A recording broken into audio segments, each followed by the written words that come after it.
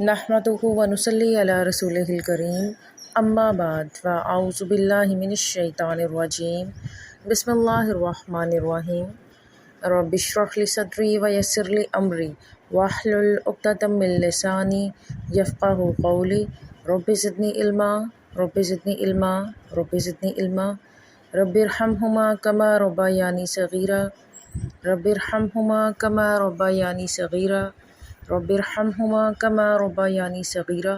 अस्सलामु अलैकुम वरहमतुल्लाहि वबरकातुहू। आई होप आप सब लोग खैरियत से होंगे।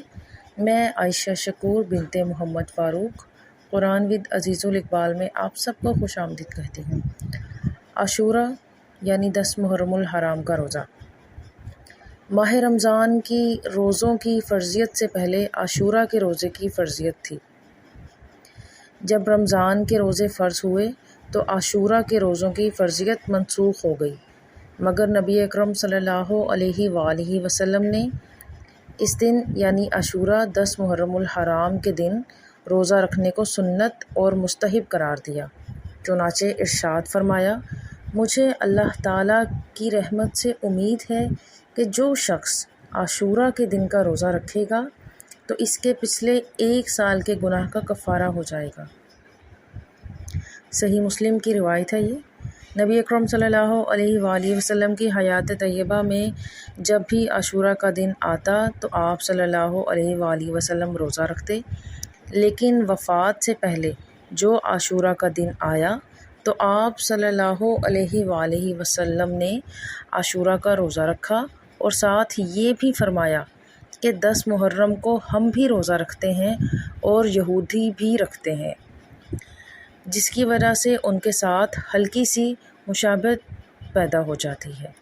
इसलिए अगर मैं आइंदा साल ज़िंदा रहा तो सिर्फ़ आशूरा का रोज़ा नहीं रखूँगा, बल्कि इसके साथ एक और रोज़ा यानी 9 मुहर्रमुल हराम या 11 मुहर्रमुल हराम का रोज़ा भी रखूँगा, ताकि यहूदियों के साथ मुशाबहत ख़त्म हो जाए। लेकिन अगले साल आशूरा का दिन आने से पहले नबी अकरम सल्लल्लाहु अलैहि वसल्लम का विसाल हो गया और आपको इस पर अमल करने का मौका नहीं मिला। नबी अकरम सल्लल्लाहु अलैहि वसल्लम हर मौका पर गैरों की मुशाबहत से बचने की तरगीब दिया करते थे। मकसूद कफ़ार की मुखालफत है तो 9 और 10 का रोज़ा रख लिया जाए या 10 और 11 मुहर्रम का रोज़ा रख लिया जाए। हदीस मुबारका में भी कफ़ार की मुखालफत के लिए आप सल्लल्लाहु अलैहि वसल्लम ने फरमाया कि आइंदा हम 2 रोज़े रखेंगे। जज़ाकल्लाह खैरन कसीरा।